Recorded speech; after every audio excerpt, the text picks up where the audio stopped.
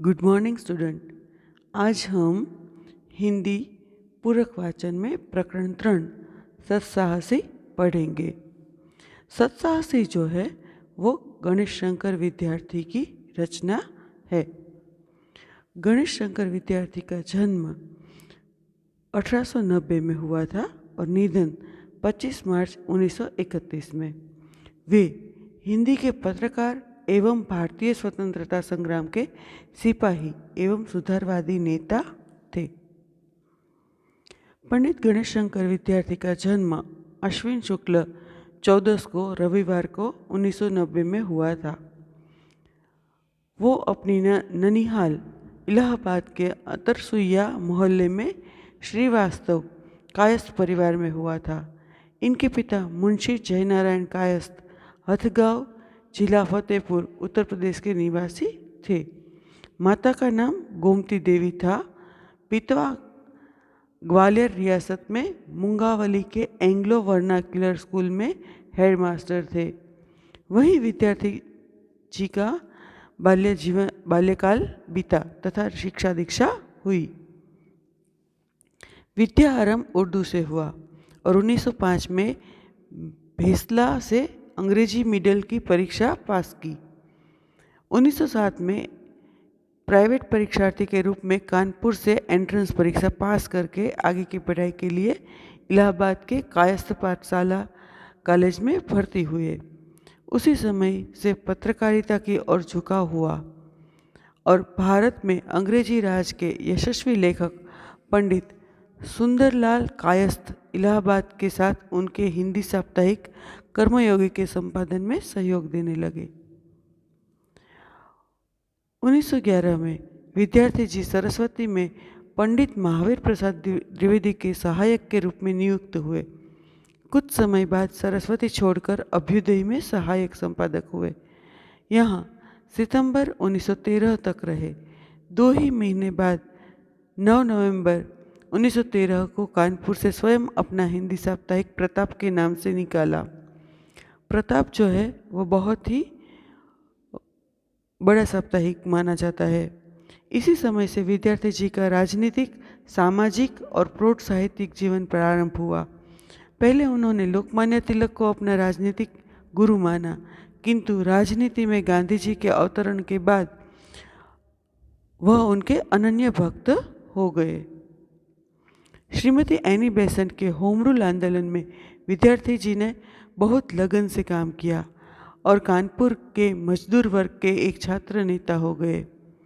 कांग्रेस के विभिन्न आंदोलनों में भाग लेने तथा अधिकारियों के अत्याचारों के विरुद्ध निर्भीक होकर प्रताप में लेख लिखने के संबंध में 5 बार जेल गए और प्रताप से कई बार जमानत मांगी गई। कुछ ही वर्षों में वे उत्तर प्रदेश के चोटी के कांग्रेस नेता हो गए। 1925 में कांग्रेस के कानपुर अधिवेशन की स्वागत समिति के प्रधानमंत्री हुए तथा 1930 में प्रांतीय कांग्रेस कमेटी के अध्यक्ष हुए। इसी नाते सन 1930 के सत्याग्रह आंदोलन के अपने प्रदेश के सर्वप्रथम डायरेक्टर नियुक्त हुए।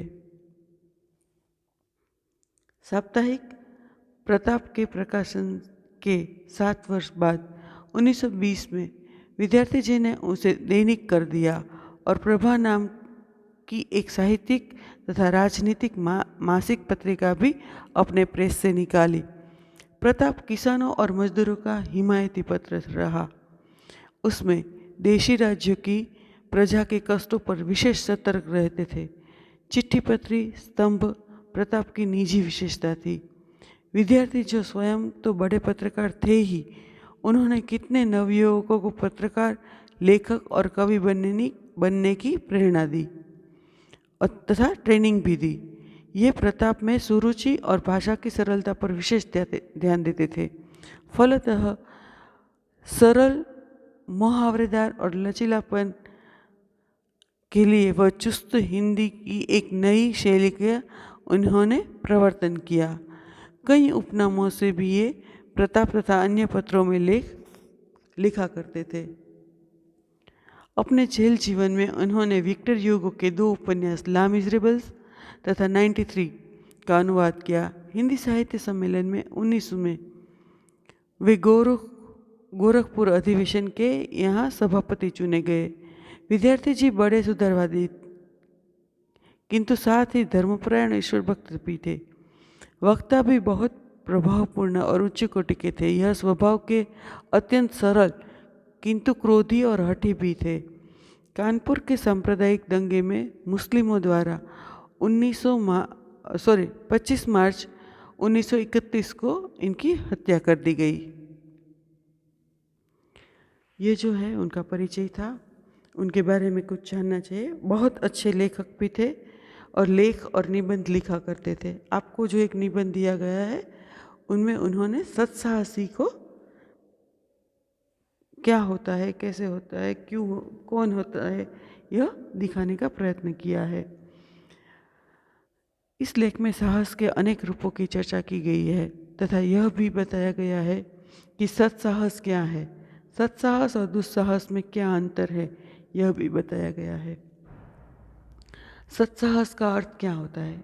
अच्छा साहस। अच्छा साहस माने जो काम करते हैं उसमें हिम्मत चाहिए। साहस माने हिम्मत। तो जो हिम्मत के बगैर कोई काम होता ही नहीं है। चाहे आप घर में हो, चाहे आप बाहर हो, चाहे दुनिया से लड़ रहे हो या अपने आप से लड़ रहे हो, आपके अंदर हिम्मत होनी ही चाहिए।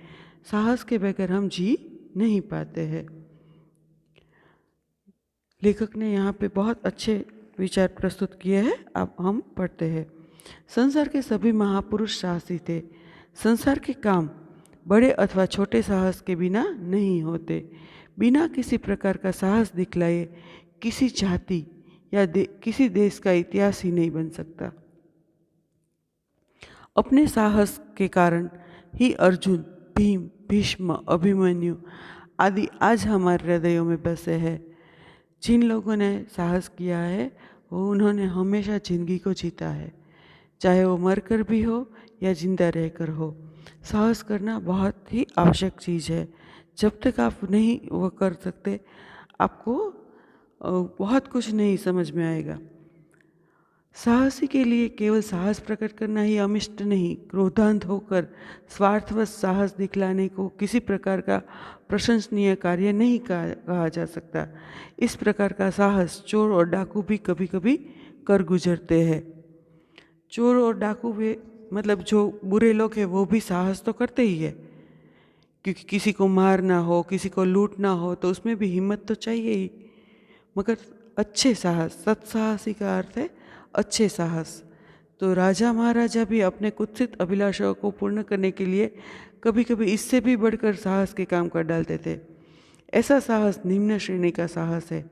वो अच्छा साहस नहीं कहलाता जो अपने स्वार्थ के लिए किया गया हो।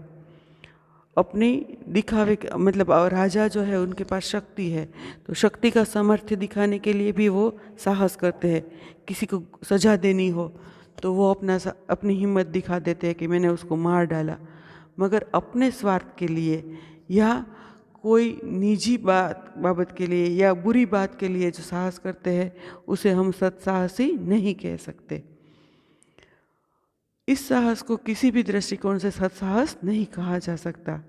मध्यम श्रेणी का साहस प्रायः शूरवीरों में पाया जाता है। वह उनके उच्च विचार और निर्भीकता को भलीभांति प्रकट करता है। इस प्रकार के साहसी मनुष्य में बेपरवाही और स्वार्थहीनता की कमी नहीं होती, परंतु उनमें ज्ञान की कमी अवश्य पाई जाती है। लेखक जो है उन्होंने साहस के 3 प्रकार दिखाए हैं। जैसे पहले है दुस्साहस करने वाले, जो अपने स्वार्थ के लिए चोर डाकू का उदाहरण दिया, फिर राजा का उदाहरण दिया कि वो भी साहस करते हैं, तो वो अपने निजी स्वार्थ के लिए करते हैं। उसके बाद उन्होंने दूसरे प्रकार मध्यम प्रकार के जो है मध्यम श्रेणी के साहसी लोग, तो जिनमें शूरवीरता होती है, वो निर्भीकता से बहुत कुछ कर सकते हैं। मगर इस प्रकार के साहसी मनुष्यों में बेपरवाही और स्वार्थहीनता की कमी नहीं होती, परंतु ज्ञान की कमी होती है। जैसे कोई योद्धा है, वो लड़ने लगता है, लड़ते लड़ते वो मर जाता है, मगर जो सेनापति होता है वो बुद्धिशाली होता है और ज्ञान के साथ लड़ाई करता है, अपनी भी जान बचाता है और अपने सिपाहियों की भी जान बचाता है। तो वो ज़्यादा सत्साहसी कहा जाएगा। उदाहरण दिए उन्होंने, एक बार बादशाह अकबर के पास 2 राजपूत नौकरी के लिए आए। अकबर ने उनसे पूछा, तुम क्या काम कर सकते हो? वे बोले, जहाँपना करके दिखलाइए या केवल कहकर। એને કીધું કે ભાઈ તમને કરીને બતાવીએ કે ખાલી બોલીને? तो बादशाह ने करके दिखलाने की आज्ञा की। राजपूतों ने घोड़े पर सवार होकर अपने अपने बर्छे संभाले और अकबर के सामने ही एक दूसरे पर वार करने लगे। बादशाह के देखते देखते ही दोनों घोड़ों से नीचे आ गिरे और मरकर ठंडे हो गए। इस प्रकार का साहस निस्संदेह प्रशंसनीय है, परंतु ज्ञान की आभा की कमी के कारण निस्तेज सा प्रतीत होता है। 2 राजपूतों ने अपनी जान साहस के लिए ऐसे ही दे दी। उनमें साहस था मगर ज्ञान का अभाव था।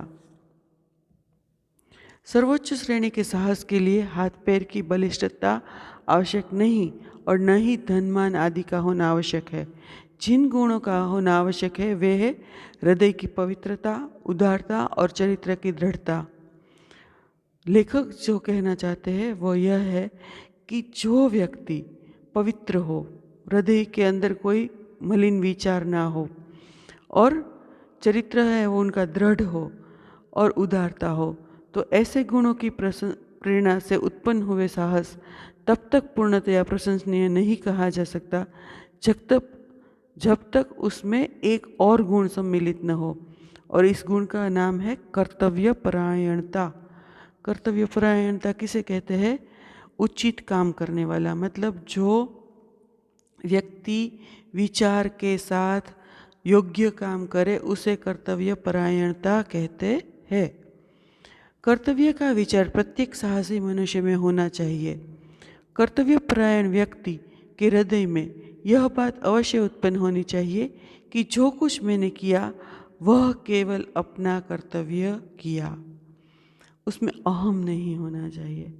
आप देश के लिए लड़ रहे हैं या किसी भी व्यक्ति के लिए लड़ रहे हैं तो वो आपको वहाँ ऐसा नहीं कहना है कि मैंने लड़ा,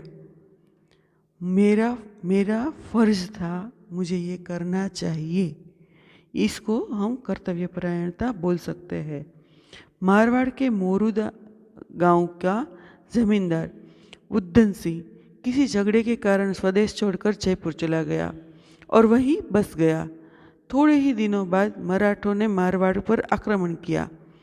यद्यपि बुद्धन मारवाड़ को बिल्कुल ही छोड़ चुका था, तथापि शत्रुओं के आक्रमण का समाचार पाकर और मातृभूमि को संकट में पड़ा हुआ जानकर उसका रक्त उबल पड़ा। वह अपना 150 साथियों को लेकर बिना किसी से पूछे जयपुर से तुरंत चल पड़ा। वह समय पर अपने देश और राजा की सेवा करने के लिए पहुंच गया। इस घटना को बहुत दिन हो गए, परंतु आज भी मारवाड़ के लोग कर्तव्य परायण बुद्धन सिंह की वीरता व सत्साहस को सम्मानपूर्वक याद करते हैं। राजपूत महिलाएं आज भी बुद्धन और उसके साथियों की वीरता के गीत गाती है। लेखक जो है वह कहते हैं कि आप किसी से लड़ रहे हैं, आप घर छोड़कर चले गए, यदि आपके घर पर कोई विपत्ति आए तो आप बिना कुछ सोचे समझे वहाँ अपने घर के लोगों को या अपने घर के बचाने के लिए आप युद्ध करने निकल पड़े। तो ये जो है वह सत्साहस है, वो वीरता है कि वो देश हो, घर हो या व्यक्ति हो, आप किसी दूसरे के लिए अपनी जान गंवाकर दूसरों की जान बचाते हैं, तब आप सत्साहसी कहलाते हैं। सत्साहसी व्यक्ति में एक गुप्त शक्ति रहती है जिसके बल से वे दूसरे मनुष्य को दुख से बचाने के लिए प्राण तक देने को प्रस्तुत हो जाता है। सत्साहसी व्यक्ति में एक गुप्त शक्ति रहती है जो दूसरों को बचाने के लिए प्राण तक दे सकता है। धर्म, देश, जाति और परिवार वालों के लिए नहीं, अपितु संकट में पड़े हुए अपरिचित व्यक्ति के सहायतार्थ भी उसी शक्ति की प्रेरणा से वह संकटों का सामना करने को तैयार हो जाता है। यहाँ पे उन्होंने दूसरा एक पहलू भी बताया है कि जो व्यक्ति अपने घर को बचा सकता है, अपने देश को बचा सकता है, वह किसी अनजान व्यक्ति के लिए भी लड़ सकता है। उनकी सहायता के लिए भी वह अपने प्राण संकट में डाल सकता है। अपने प्राणों की वह लेश मात्र भी परवाह नहीं करता। हर प्रकार के कलेशों को प्रसन्नतापूर्वक सहता है और स्वार्थ के विचारों को वह फटकने तक नहीं देता। सत्साहस के लिए अवसर की राह देखने की आवश्यकता नहीं है। सत्साहस दिखाने का अवसर प्रत्येक मनुष्य के जीवन में पल पल में आया करता है। देश, काल, कर्तव्य पर विचार करना चाहिए और स्वार्थ रहित होकर साहस न छोड़ते हुए कर्तव्य परायण बनने का प्रयत्न करना चाहिए और यही सत्साहस है। लेखक जो है वह कहते हैं कि आपके जीवन में कई बार ऐसे मौके आएंगे कि आप सत्साहसी बन सकते हैं। आप दूसरों की मदद बिना कोई स्वार्थ के कर सकते हैं। आप लड़ाई लड़ सकते हैं। छोटी छोटी बातें भी होती है जहाँ पे अपने हक के लिए नहीं, मतलब सभी के हक के लिए लड़ना चाहिए। मगर हीरो किसे कहते हैं? हमने फिल्में भी देखी है, फिल्में में भी ऐसे ही कैरेक्टर को अलग से दिखाया जाता है कि वो किसी भी लड़ाई में कूद पड़ता है और दूसरों को बचा लेता है। तो जो सत्साहसी लोग होते हैं, अच्छे साहस करने वाले लोग जो है, वो किसी भी तरह से दूसरों की मदद करते हैं। अपने स्वार्थ के लिए नहीं, मगर दूसरों के हित के लिए वह दूसरों की मदद करते हैं और स्वार्थ रहित होकर साहस करते हैं। मतलब अपने स्वार्थ के लिए नहीं लड़ते, दूसरों के हित के लिए लड़ते हैं। तो यहाँ पर जो है, यह जो प्रकरण है वह समाप्त होता है। होमवर्क है, आप जिसे सत्साहसी मानते हैं उन पर 20 से 25 लाइन लिखें। आप शहीद भगत सिंह पर लिख सकते हैं, सुभाष चंद्र बोस पर लिख सकते हैं, या कोई भी आपको जो सत्साहसी लगता है उनके कार्य को आप लिख सकते हैं। मतलब आपको एक समझ में आएगा कि सत्साहसी किसे कहते हैं। तो यहाँ पर ये जो प्रकरण है वह समाप्त होता है। धन्यवाद।